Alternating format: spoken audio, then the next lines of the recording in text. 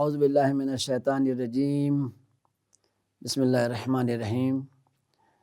একটা প্রশ্ন সামনে আসলো যে যদি পিতা-মাতার নামাজ কাজা থাকে তাহলে তার সন্তান কি ফরজ না বা? যেটা মাসলা হলো যে পিতা-মাতার নামাজ যদি কাজা থাকে, সে ছেলেকে পড়া, বিশেষ করে औलादे আকবার যাকে বলা হয়, বড় সন্তান উপরে তা ওয়াজিব। এই নিয়ে অনেক কথা ওঠে। বড় ছেলে বলে যে আমি একা পড়বো কেন? ছেলে তো আমার 4 জন বা 5 জন বা 6 জন, আর নামাজ বাবা ছিল সবার, নামাজ পড়বো আমি, এটা তো কেমন কেমন লাগে না। এটা শরীয়তে ইসলাম, এটা শরিয়ত। ইসলামের সব কথা হিসাব কিতাব আছে। অনেক সময় যে যখন মিরাসে যদি দিকে যাব না, অনেক যে সম্পদটা বাবার থাকে সে সম্পদ কিন্তু সমান সমান ভাগে পড়ে না। কিছু কিছু জিনিস বড় সন্তানকেই দিতে হয়, তারপর জিনিস বাকি বেঁচে ওটা ভাগ হয়। তো যখন বড় ছেলেকে যখন সব জিনিস যখন দেওয়া হয়, তখন তো বড় ছেলের কথা বলে না যে এটা আমি পাবো কেন, সবাইকে সমান সমান ভাগ দিয়ে দাও। তো ইসলামের নিয়ম আছে, যেমন আংটি আছে, তলবার আছে, তার কিছু কিছু জিনিস আছে, ওদিকে যাচ্ছি না। তো বড় ছেলের অধিকার বেশি, দায়িত্ব বেশি, হুকুক বিস্তার, জিম্মাদারি বিস্তার, দায়িত্ব বেশি আছে। এই জন্যে তার যেহেতু হক বেশি, দায়িত্ব তার বেশি পড়বে, এটাকে তারপরে পড়তে হবে। এখন সে আমার যে বললাম বেশিরভাগ, যদি এরা বলাটা জানি না ভালো হবে কিনা, সন্তান পড়তে চায় না কেন? বেশিরভাগ সন্তান যে বর্তমান যে অবস্থা আছে, সে নিজেই নামাজ পড়ে না।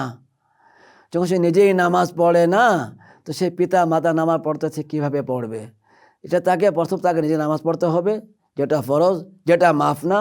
যেটা হুকুম হলো যে দাঁড়িয়ে পড়তে হয়, দাঁড়িয়ে পড়তে না পারলে আপনাকে বসে পড়তে হয়, বসে না পড়লে আপনাকে ঘুমায় পড়তে হয়, শুয়ে পড়তে হয়, চিত না পড়লে কায়েত পড়তে হবে, সেটা না পারলে চোখে ইশারে পড়তে হবে। নামাজ তো মাফ নাই, নামাজ পড়তেই হবে।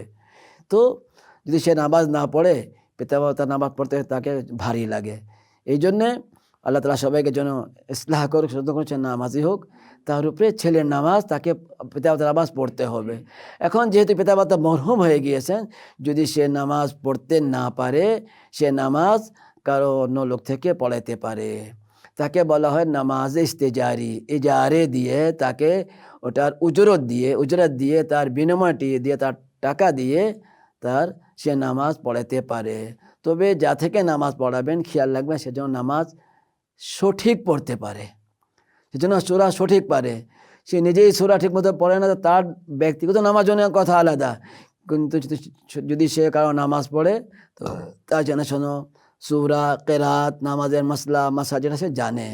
এই জন্য বেশিরভাগ মানুষ ওদেরকে নামাজ পড়তে যায়, যে যেমন সে এই ব্যাপারে যার মাসাইল জানে, আহকাম জানে, ইলম জানে, আলিম থাকে, নামাজ তাকে পড়াইতে হবে। এই নামাজ ওয়াজিব আছে এবং নামাজ পড়াইতে হবে।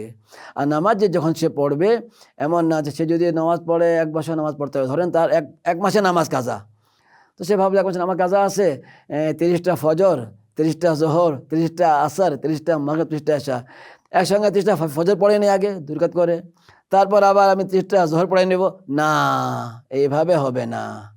ফজর, জোহর, আসর, মাগরিব, এশা, তরতিব। 1 মাসের নামাজ যদি কাজা পড়তে হয়, যেভাবে আমরা 5 নামাজ আমরা পড়ি আদা, সেভাবে কাজাটা আদায় করতে হবে। ওই 30টা ফজর একসাথে, 30টা জোহর একসাথে, এভাবে হবে না। অনেকে ভুল করে যে 1 মাসে পড়লেই তো হলো, কাজা তো কাজাই আছে, তরতিবে পড়তে হবে। এখন ফজর থেকে শুরু করুক বা জোহর থেকে শুরু করুক, যেখান থেকে ওটা কোনো সমস্যা নেই, যেখান থেকে শুরু করুক, কিন্তু তরতিবটা যেন আমরা খেয়াল রাখি।